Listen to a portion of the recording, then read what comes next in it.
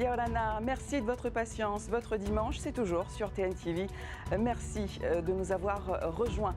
Voici les titres de ce 29 juin. L'ultimatum du président, une grève maintenue et des vols annulés, ingrédient d'un climat social tendu. Quelles conséquences à ce statu quo? Le point sur ce dossier. Nous commenterons l'événement politique de ce dimanche. Près de 1200 personnes à la fête de l'autonomie. Un 41e anniversaire à Papeete cette année. Actualité évoquée sur TNTV avec le sénateur Teva Rohfritsch. Elle représentera le Fénois au concours national et ose parler de santé mentale.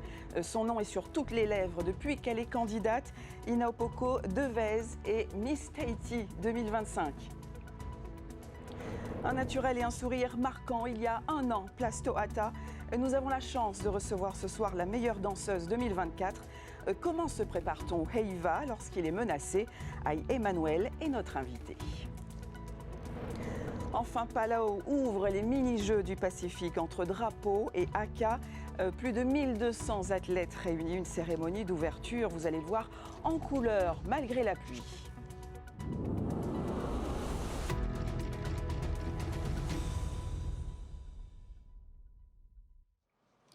Et le social qui pose toujours question ce soir, mais sans réponse concrète. Souvenez-vous hier de cet ultimatum lancé par le président du pays. Il avait réclamé la reprise du travail et pointé du doigt une grève illégale. Une demande restée sans effet à quelques heures maintenant de la fin du préavis, mais avec des conséquences côté aéroport. Jeanne Tinoloa et Naya Bennett. Ce soir à minuit, les aéroports réouvrent. Avec eux, et s'ils ne viennent pas, ça se terminera au tribunal. Malgré la menace de poursuite judiciaire brandie par le président du pays hier à l'encontre des grévistes, le mouvement ne faiblit pas. La compagnie Air Tahiti a annoncé ce matin encore l'annulation de la majorité de ses vols. Mais ce n'est pas tout. Sur les 5 aérodromes que le président annonçait toujours opérationnels hier, Takoume, Fakarava, Takapoto, Aratika et Katiu, un seul reste accessible ce matin. On devait partir à Wainé toutes les 3 et vol annulé. On vient d'être mis au courant et finalement on part à Bora Bora. Ça a été hyper bien géré. On nous a tout de suite remis sur un vol sans frais. Donc voilà, on part demain à Bora Bora. C'était pas prévu, il faut qu'on trouve un logement, mais il y a pire. Franchement, il y a pire. On est contente. Parce qu'on est venu là avec mon mari pour son hôpital et on a fini, on veut rentrer. Avec la grève, on ne peut plus rentrer chez nous. Nous courons. Ici, même si tu es chez les amis ou la famille, il faudra quand même dépenser. Hein. Comme hier, une dizaine de vols ont été annulés aujourd'hui sur une vingtaine initialement programmés. Dans l'incertitude, Air Tahiti se voit également contraint d'annuler ses vols de demain vers toutes les îles concernées par la grève. Du côté d'Air Moana, on propose des gestes commerciaux sur les billets, mais pas sur les frais annexes comme les hôtels ou les transferts. Alors nous, on ne prend pas forcément de dépenses en charge. Simplement, ce qu'on fait, c'est que voilà, on leur offre la possibilité de modifier, de se reporter sans frais supplémentaires pour eux. Après, si ils vont sur notre partenaire, écoutez, on sera arrangeant. Voilà. On fera un avoir sur leur billet. Après, on ne peut pas accompagner davantage la clientèle. S'il y en a qui ont des difficultés d'hébergement et tout, c'est cause extérieure, donc ce n'est pas quelque chose qu'on va prendre en charge. Contactés, ni la présidence ni le syndicat FRAP n'ont donné suite à nos sollicitations. 2 sujets majeurs restent pourtant en suspens, le sort des élèves à rapatrier et la prise en charge des évacuations sanitaires. Et dans ce contexte d'incertitude, dans un communiqué, Air Tahiti dit être contraint d'annuler tous ses vols ce lundi 30 juin, à l'exception des vols réguliers. Eux verront leurs horaires modifiés. Une fête de l'autonomie, pas tout à fait comme les autres. La mairie de Papeete, et non dans les jardins de Paufei. Cet après-midi, près de 1200 personnes pour le 41e anniversaire du statut. Ambiance plus feutrée côté Tavini. À la stèle de Tavararo, pour les indépendantistes, l'heure n'est pas à la célébration, mais au recueillement. Je vous propose d'écouter le vice-président du Tavini, Anthony Géros. Il est au micro de Jeanne Tinoloa. Ça a toujours été un jour de deuil pour le Tavini. Parce qu'en 1985, lorsque nous avons célébré par l'inauguration de cette stèle la première démarche de cérémonie devant cette stèle, il n'y avait pas encore le 29 juin des autonomistes. C'est après que le 29 juin des autonomistes a été officialisé par ceux qui dirigeaient le pays à l'époque. Et c'est depuis là que la petite ambiguïté a commencé à apparaître parce qu'à chaque fois que les autonomistes fêtaient en grande pompe leur fête de l'autonomie, nous on venait ici se recueillir devant notre stèle pour rendre hommage aux guerriers maoris qui sont morts sur le champ de bataille. Et ce que je souhaiterais, c'est que lorsqu'on ne sera plus là et puis que les générations futures vont nous remplacer, c'est qu'ils en fassent de même, et quand ce pays sera légitimement souverain, à ce moment-là, il faudra inscrire ça dans le calendrier officiel de la Polynésie. Yorana Teva-Rofrich, merci d'être avec nous ce soir. Yorana, merci Vous étiez à Papeete aujourd'hui pour cette fête de l'autonomie. Nous sommes le 29 juin. Alors évidemment, il y a le fond, on va en parler, mais il y a aussi la forme. Comment avez-vous vécu ce refus de célébrer cette fête dans les jardins de Paufei? Alors, si vous le permettez, d'abord, bonsoir à tous ceux qui nous regardent, et puis bon anniversaire à TNTV, parce que c'est aussi grâce à l'autonomie que cette chaîne a pu être créée, et nous sommes ravis d'en célébrer le 25e anniversaire. Décision malheureuse, en tout cas qui me semble petite, de nous interdire de nous réunir dans les jardins de Paufei. Est-ce que le président n'a pas d'autre chose à faire que de mener ces petites querelles ou ces petites vengeances? En tout état de cause, nous nous sommes réunis dans les jardins de la mairie de Papeete. Merci à Michel Buyard qui nous a tous accueillis. Merci Pardon, pour vous, l'explication du calendrier et de l'arrivée des pirogues, ça ne tient pas? Mais ça ne tient pas. Le président a toutes les manettes aujourd'hui parce qu'il est président d'un pays autonome. Il aurait très bien pu. Nous avions besoin de quoi? De quelques chaises et des micros. Il a mis en avant l'événement culturel que représente cette arrivée de Kuléa. Vous qui êtes passionné de VA, vous pouvez comprendre que peut-être qu'à un moment donné, le sport ou la culture, ça peut prendre le pas, non? Je comprends souvent qu'on veut opposer effectivement le VA à un statut d'autonomie, qu'on veut opposer la fête de l'autonomie et Matarinia qui célèbre le retour de l'abondance. C'est-à-dire qu'on mélange finalement avec de faux arguments culturels, on vient finalement faire une politique de l'effacement de ce statut qui est aujourd'hui le statut qui fait vivre la Polynésie française et dans lequel exerce Moetai Broderson. Donc je trouve dommage, tant qu'il n'y a pas de nouvelle évolution, puisque eux souhaitent une évolution, il n'y a pas d'autre date à fêter. Et le 29 juin, d'ailleurs j'entendais encore mon ami Tony Géros, n'est pas non plus une bataille célèbre, ce n'est pas ce jour-là qu'il y a eu des batailles franco-tahitiennes.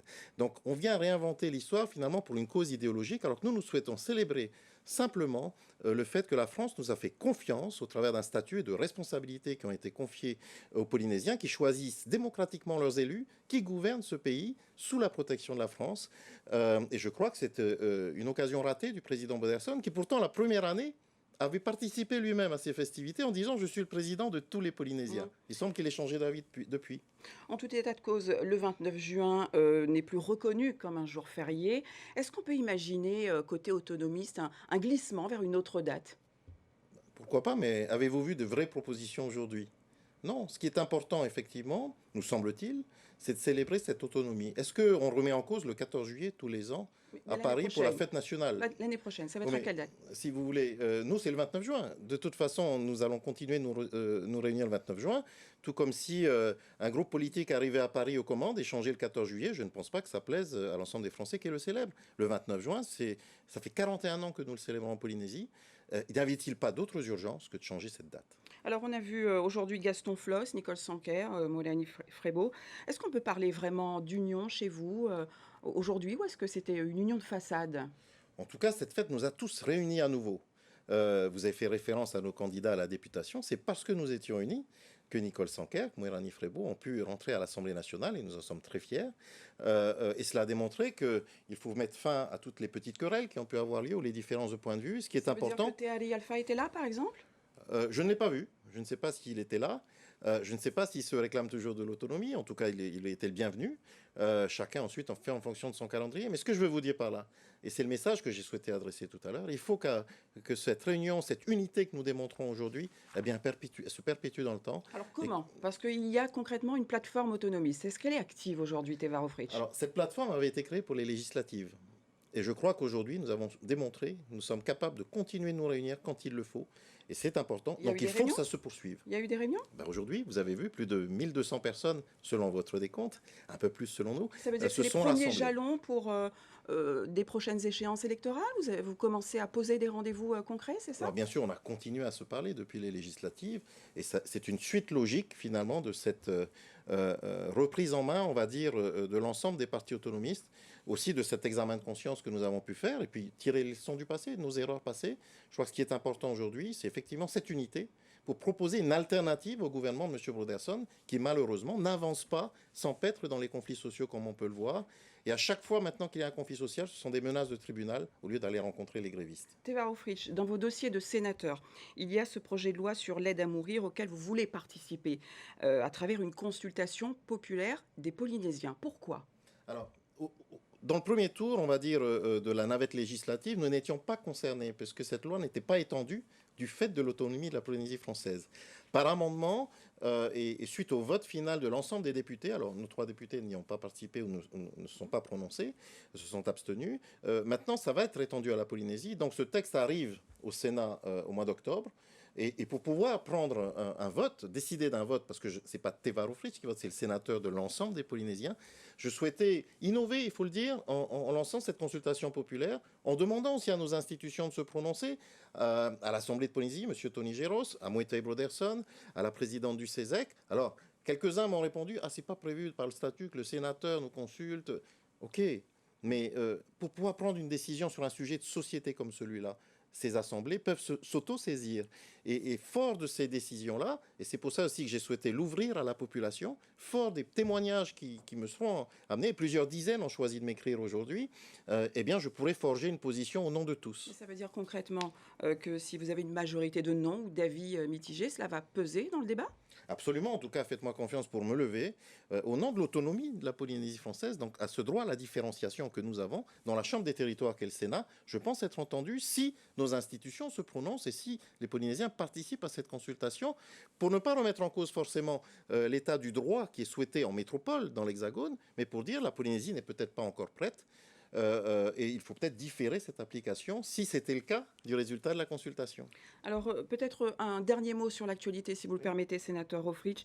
Le président a dit, vous l'avez entendu, il faut reprendre le travail. Il a dénoncé une grève illégale. Quel est votre avis sur ce contexte de grève? Je pense que le président devrait tout de suite reprendre les négociations et les discussions. On ne peut pas menacer des grévistes de tribunal sans discuter avec eux. Je trouve que ce qui est malheureux dans cette histoire, ça fait plusieurs mois que cette situation perdure. Et je constate que le président, qui pourtant a fait campagne sur de grands mots très symboliques de respect, de responsabilité, eh bien, renvoie les grévistes devant un tribunal. Il faut rencontrer les grévistes. Ce sont aussi des Polynésiens qui ont besoin d'être entendus. Merci Teva Rohfritsch d'avoir répondu à nos questions ce soir. Et bon anniversaire. Elle s'appelle Inopoko Devez et elle est marquisienne. Vous l'aviez sans doute déjà choisie, cette candidate numéro 6, largement publicitée sur les réseaux sociaux. Sa nouvelle vie démarre avec une nouvelle couronne et un thème, celui de la santé mentale. La soirée vue par Otuari Colombani. 6.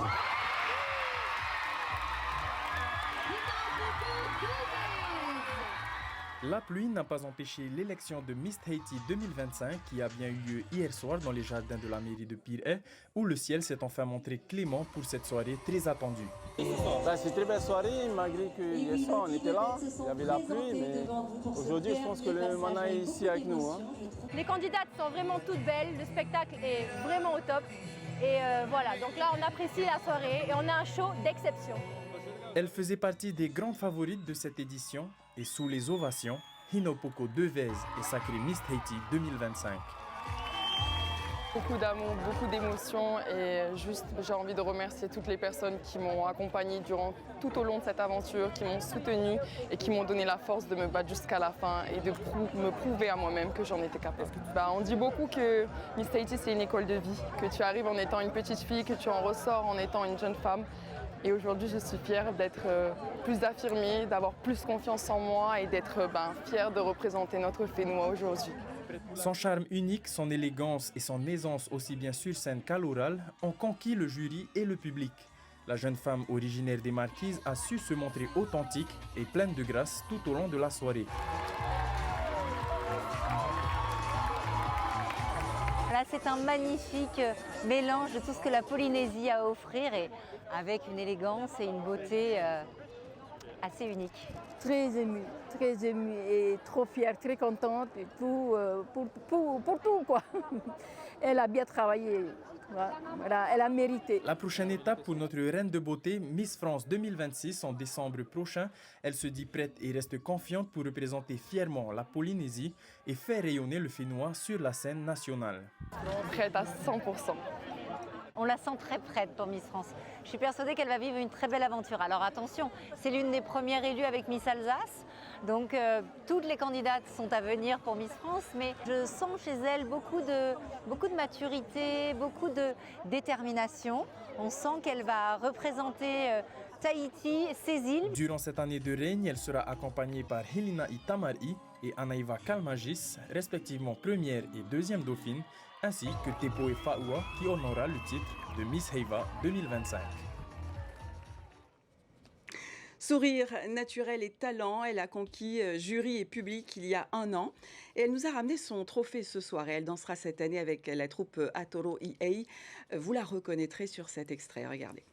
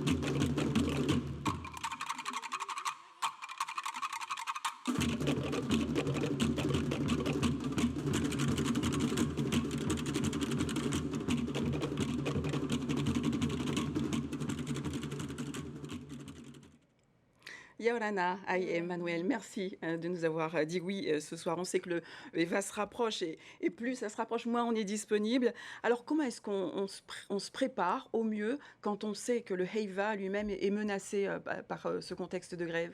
Alors, pour ma part, moi, j'ai pas trop fait attention à cette grève. Moi, je me suis juste préparée pour être prête justement pour la soirée de concours. Du coup, nous, on passe le 10 juillet. Du coup, j'ai pas trop fait attention à la grève. Alors, que faisiez-vous il y a 1 an, quelques jours avant le Heiva? Est-ce que vous vous en souvenez? Il y a 1 an, je crois que j'étais en train de me préparer à ma répétition, justement à VIT, à Pirée. Et c'est le moment aussi où le stress il est arrivé. Voilà. Alors ce naturel, ce sourire, ce sont clairement des atouts qui reviennent dans tous vos portraits. Vous identifiez cela comme des secrets de votre réussite? Ça contribue à la réussite, mais je dirais que pour réussir, il faut avoir vraiment une équipe qui croit en toi et qui a confiance en toi pour justement faire ce concours. Et cette année, j'ai encore une belle équipe derrière moi. Alors, vous avez fait la différence sur scène. On pense par exemple à ce salut aux musiciens. Oui. Expliquez-nous pourquoi c'est important pour vous. C'est important justement parce que pour moi, les musiciens, c'est la base du Ori Tahiti. Parce que sans eux, justement, on peut rien faire. Les danseurs, ils peuvent rien faire. Les batteurs, eux, ils peuvent taper eux tout seuls, mais nous, on ne peut pas danser sans la musique. Et moi, je remercie toujours mes musiciens, surtout Papi Heimanu, qui était mon chef orchestre l'année dernière. Et encore aujourd'hui, il est mon chef orchestre. Alors, le Holy Tahiti s'est appris en famille, pour vous à Rurutu. Quels sont vos souvenirs de cette époque? Moi, c'est des souvenirs plus avec ma mémé, qui est décédée là, il y a longtemps. Et je dansais avec elle pendant les fêtes à Rurutu. Parce que vous n'avez pas fait d'école jusqu'en 2023, Voilà, il faut quand même le rappeler. Oui, je n'ai pas fait d'école de danse et avec ma mémé, elle m'a habillée à la maison, on dansait à la maison avec ma grande sœur aussi. Et voilà. Alors, quand on a été meilleure danseuse, on peut se dire qu'on a bouclé la boucle. Qu'est-ce qui vous donne envie de revenir sur scène cette année? Ce qui m'a donné envie de revenir sur scène, c'est justement de vouloir apprendre plus et de vouloir faire mieux que l'année dernière. Parce que pour moi, justement, c'est pas une boucle. Il n'y a pas de fin pour moi. Pour une bonne danseuse, il n'y a pas de fin. Et tu fais des concours et tu t'arrêtes jusqu'à ce que ton corps n'en peut plus. Et voilà. Et pour moi, c'est ça, c'est le plus important, c'est qu'il n'y a pas de fin pour être une meilleure danseuse. Il n'y a pas de fin, mais il y a quand même ce trophée qui est magnifique, Oui. que vous avez remporté en 2024. Qu'est-ce qu'il représente pour vous? Est-ce que vous avez un souvenir particulier? Pour moi, ce trophée, c'est déjà mon trophée pour mon titre de meilleure danseuse l'année dernière. Ça représente aussi mon premier Heiva sur Toata. Et voilà, ça, et ça marque le début d'un long parcours dans le Oriteiti, on va dire. Merci Emmanuel. Je rappelle qu'on vous retrouvera, si tout se passe bien, sur la scène du Heiva 2025 avec la troupe Toro Iei. Oui. Merci infiniment. Merci. À présent, et direction Palau avec le coup d'envoi officiel des mini-jeux du Pacifique 2025 et les images de notre envoyé spécial.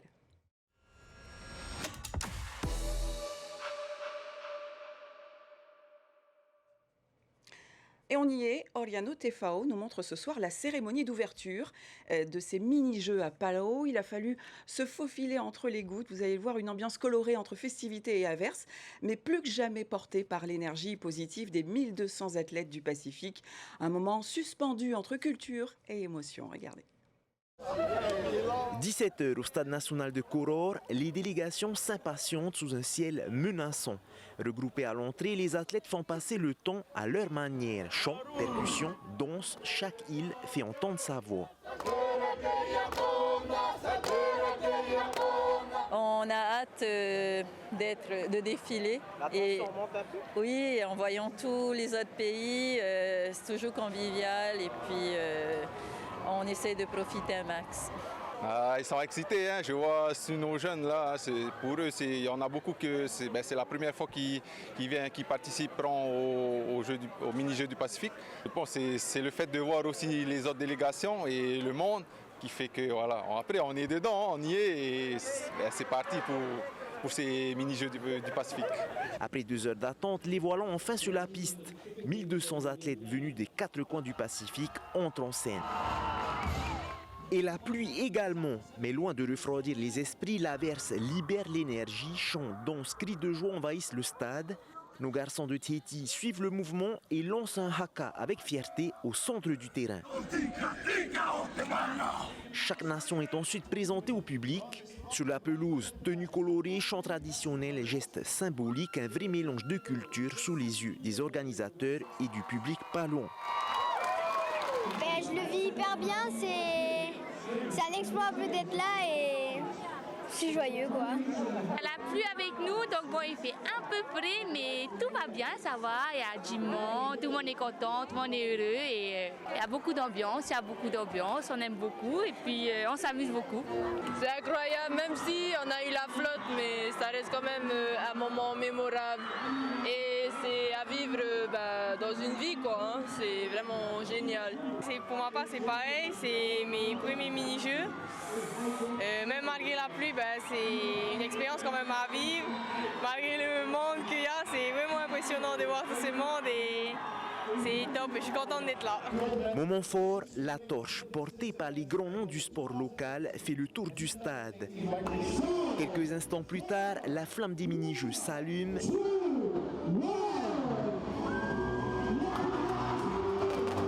Et les feux d'artifice viennent clore une soirée déjà inoubliable.